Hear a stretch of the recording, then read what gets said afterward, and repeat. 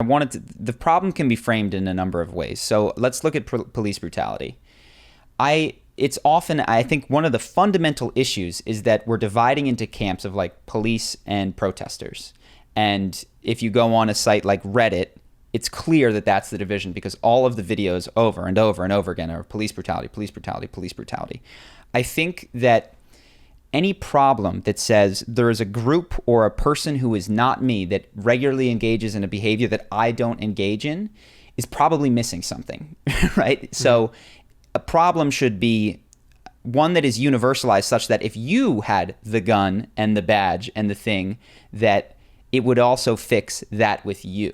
Meaning, I think the problem of police brutality comes down to accountability.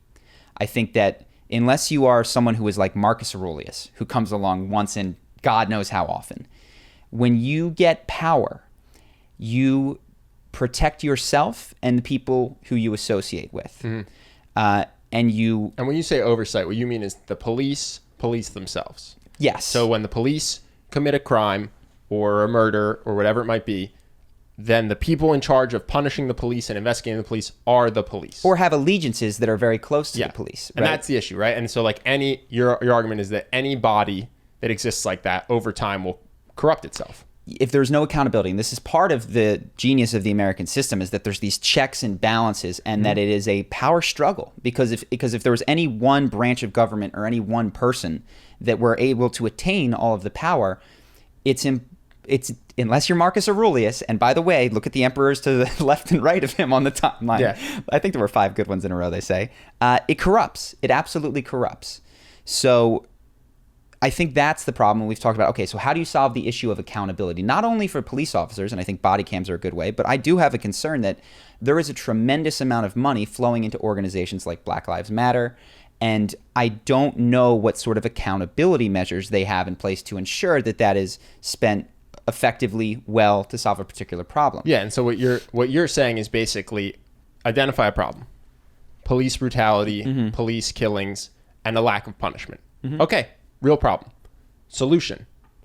Police should have an outside organization that's independent, that is in charge of making sure that they do the right thing and punishing them when they don't do the right thing.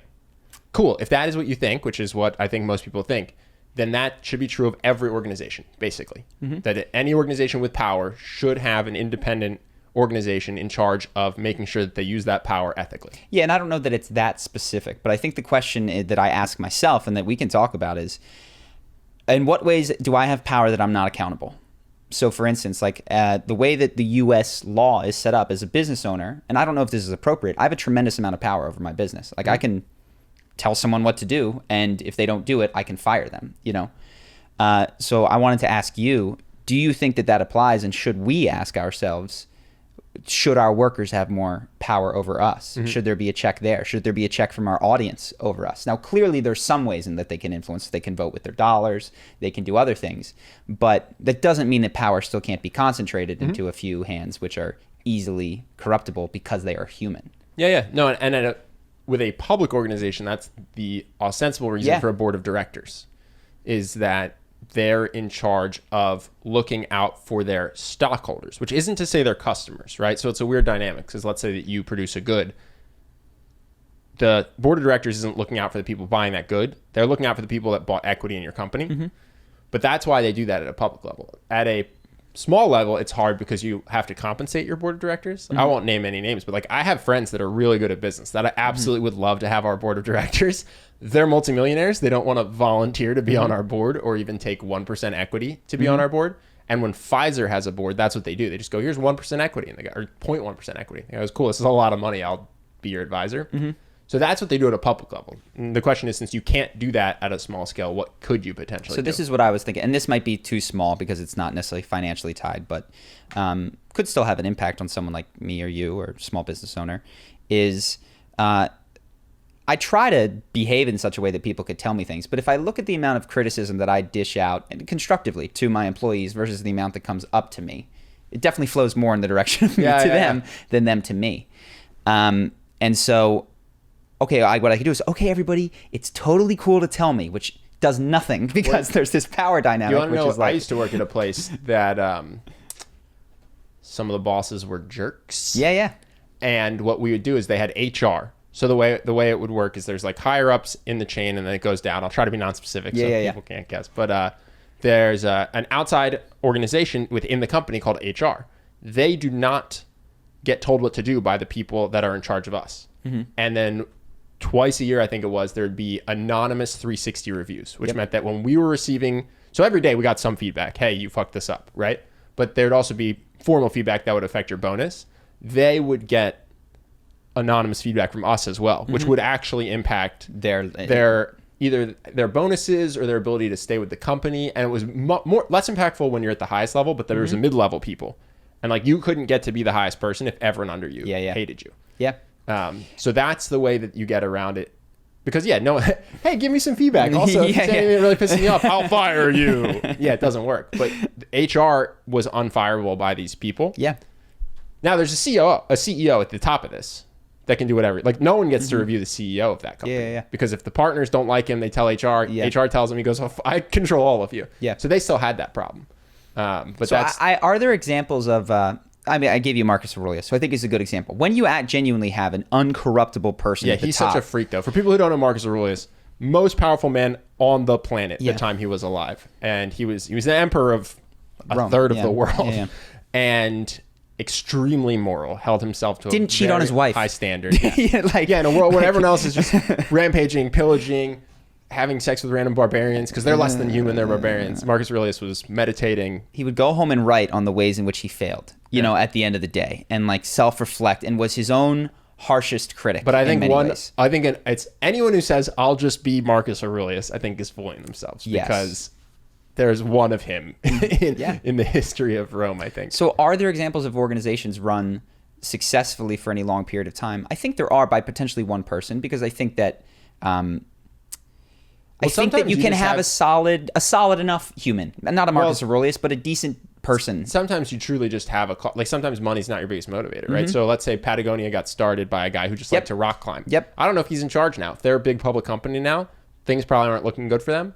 But when he was in charge, it's like, oh, you could source this material cheaper. And he went, well, yeah, but it'll rip on the rocks. He just didn't. He's just like, I care about rock climbing and I care about nature, and I really don't care about the cost of goods. It just don't bother me with that. So when he was in charge, that just was his priorities. You know what I mean? But if it's an organization that persists past one particular as soon as he's gone, they're done. This is the thing with Google that people have been critical of, which is like, I don't know if it's true, but this is the sentiment around Google, is that it was don't be evil at the beginning, and we're not going to do this, we're going to groan away. But once you got Sergey, Larry, and Eric kind of moved out, and it became an organization that was headed, the incentives align in such a way that... As soon as you go public.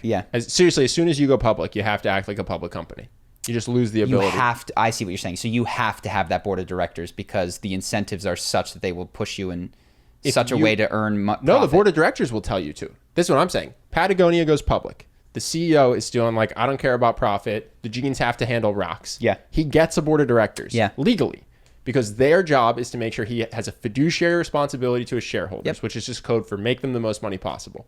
And then the COO complains that the CEO is hurting margins because he cares about... He's out. He's done. So here's my question. Previously, we'd said, public company... Now, if he's the founder, he might stick around for a little bit. Okay, so how do you ensure that an organization does not become corrupted?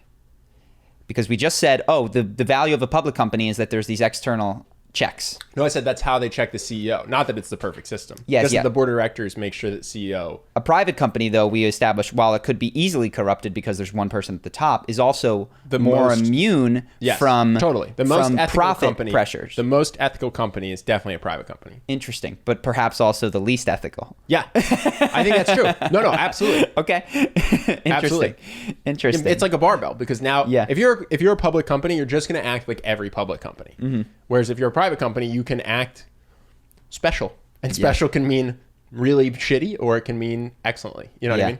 So I think these are the interesting questions that I don't have the answer to, which is, if I would suggest that if the proposal is as basic as cops are bad, or protesters are bad, or this is bad, that is not an approach that works, because it's not systemic, and it doesn't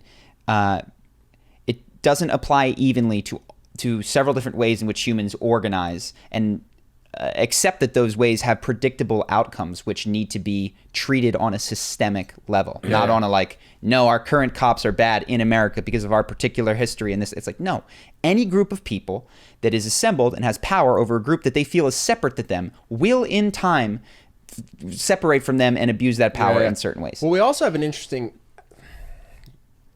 it's interesting because a lot of people there are making what I think are fair complaints, like there's no police oversight from an outside organization. It's easy to become a police officer. If you look at the Navy SEALs, it's extremely hard, and they do psych evals, and there's this multi-year training process. Yeah. And I think all that's true. And also, I'm not saying the Navy SEALs do what I'm just about to talk about. But there are soldiers that rape people. There are soldiers that go to other countries, have their years of training, have their court-martial threat, you know what I mean? Get out there unsupervised into a group of 20 people and start doing bad shit. So I think those are fair complaints about police. But I'm a little bit confused when they're like, yeah, they're not like the military. It's like, well, the military is not always like the military in the way you're describing it. Like there's people commit war crimes and most soldiers are great. I'm not trying to bag on the military, but it's just saying even with court martials and even with years of training, when you have unlimited power over a group or when of a people, large group of people in any group of large assembly of humans. Yes. Small pockets of the military, small individual groups within it start to do bad shit. Yeah. I don't know. I have to frame this a little bit smaller because it's such a big issue, which is what is the question? How do we get people to be kinder to one another? I was just saying, I've seen online people are saying like, we got like the national, and I love this. I think this is fair. Like the National Guard has these training and this is why like the police are killing innocent people. I'm like, wait, you think soldiers have never killed innocent people? That's your thesis? So there's no takeaway to that. It's just to say like, it's hard to maintain control of every individual when you give them a ton of power. Yeah. So I don't know. I hope that you guys enjoyed that clip. If you want to see more like this and have us do more podcasts, we are 100% funded by our generous patrons. And if you'd like to contribute, there's a link in the description, and we'll have one pop up on the screen right here so that we can do more podcasts where we have fun conversations and hopefully some deep ones like this. Either way, hope that you enjoyed the video, and I will see you in the next one.